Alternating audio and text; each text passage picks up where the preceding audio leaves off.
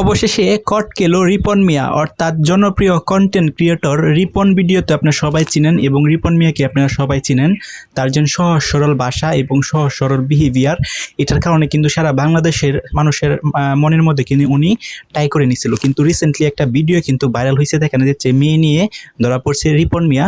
So এটার কিন্তু সত্যতা মিলেছে এবং বিভিন্ন যে পত্রিকা আছে প্রথম সারি, বাংলাদেশের প্রথম সারি যে পত্রিকা বা মিডিয়াগুলো আছে তারা কিন্তু নিউজ করতেছে এবং ইতিমধ্যে রিপন মিয়াও কিন্তু সেটা স্বীকার করছে। ঘটনাটা ঘটেছে উনি যে সময় তার হচ্ছে এলাকায় থাকতো তখন হচ্ছে ওই একটা মেয়ের সাথে সম্পর্ক হয় অনৈতিক এবং অবশেষে দেখা করতে গিয়ে কিন্তু স্থানীয় লোকজন যারা আছে তাদেরকে ধরে ফেলে এবং একটা পর্যায়ে এখানে অভিযোগ এসেছে যারা হচ্ছে ধরছিল তাদেরকে, তখন নাকি তাদেরকে 50,000 টাকা দিয়ে সেটাকে দামা চাপা দেওয়ার চেষ্টা করছিল রিপন মিয়া। কিন্তু পরবর্তীতে এলাকার যে সালিশ বসে সবাই মিলে কিন্তু একটা সালিশ বসে, সেখানে কিন্তু 5 লাখ টাকার বিনিময়ে এটাকে মীমাংসা করার হচ্ছে একটা প্রসিডিউর চলছিল। কিন্তু তারপরেও ভুক্তভোগী যে মেয়ে আছে, মেয়ের যে পরিবার আছে, বাবা এবং মা, তারা হচ্ছে নেত্রকোনায় থানায় গেছে এবং সেখানে যায় তার নামে মামলা দায়ের করছে। এখন মামলার যে প্রসেসিং সেটা কিন্তু আছে এবং পরবর্তী যে আইনগত ব্যবস্থা সেটা কিন্তু নিবে।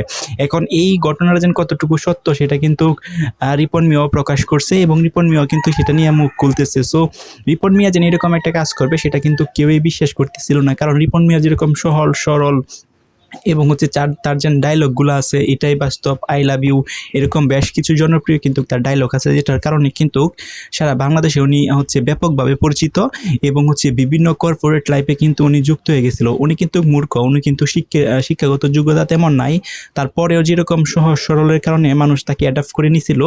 এটা কিন্তু উনি কিন্তু খুব দ্রুতই ভাইরাল হয়ে গেছিল এবং সারা বাংলাদেশের মানুষের মনে কিন্তু খুব দ্রুতই হচ্ছে উনি জায়গা করে নিছিল। তো একজন মানুষের দেখেন কিভাবে উদ্যান হয়েছিল এবং কিভাবে পতন হয়ে যাইতেছে। অলরেডি কিন্তু এখন রিপন মিয়াকে অনেকে ঘৃণা করতে শুরু করছে।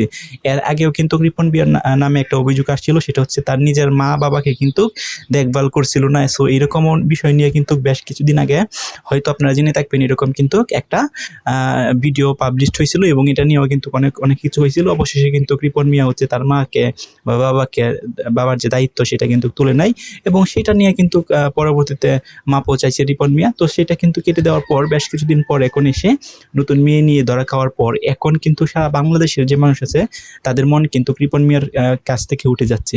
যদিও রিপন মিয়া বিষয়টা স্বীকার করার পর মাপ চাইতেছে বা সবার কাছে ক্ষমা চাইতেছে, বাট তারপরেও কিন্তু বিষয়টা অন্য লেভেলে চলে গেছে এবং রিপন মিয়ার কাছ থেকে যেন এরকম একটা বিহেভিয়ার, এরকম একটা অ্যাক্টিভিটিস, এটা হচ্ছে কেউই আশা করতেছিল না। কারণ বাংলাদেশে যতগুলো কন্টেন্ট ক্রিয়েটর আছে তার চেয়ে সহজ সরল এবং হচ্ছে খুবই সিম্পলিসিটি আমরা যেটাকে বলি সেটা হচ্ছে রিপন মিয়ার সরলতার কারণে কিন্তু উনি হচ্ছে ভাইরাল হয়েছে এবং তার যেন মানুষের সাথে গুড বিহেভিয়ার এবং হচ্ছে মানুষের যেন কথার ধরন, এই বিষয়গুলো নিয়ে কিন্তু রিপন মিয়া ভাইরাল হয়েছে। পেশায় কিন্তু আমরা দেখি অনেক সময় কাঠ মিস্ত্রি, অর্থাৎ বিভিন্ন ঘর টর তৈরি করে। আপনারা রিপন মিয়ার যে ভিডিওগুলো আছে সেখানে যদি আপনারা দেখেন, ব্লগগুলো দেখেন, তাহলে দেখবেন ম্যাক্সিমাম ব্লগ কিন্তু উনি হচ্ছে ঘর তৈরি করতেছে কাঠ দিয়া, সামথিং লাইক দ্যাট, এরকমই কিন্তু ভিডিওগুলো বানায় এবং সহজ সরল কথাবার্তা উনি কিন্তু বলে এবং এটার কারণে কিন্তু কর্পোরেট লাইফও কিন্তু তাকে হচ্ছে অনেক কোম্পানি তাকে স্পন্সর করে এবং অনেক কোম্পানিও তাকে দিয়ে কিন্তু বিজ্ঞাপন তৈরি করছে এবং এটা হচ্ছে কিন্তু একটা পজিটিভভাবে নিয়েছিল। রিপন মিয়া কিন্তু ব্যাপক পরিচিত হয়ে গেছিল হচ্ছে সারা বাংলাদেশের মানুষের কাছে।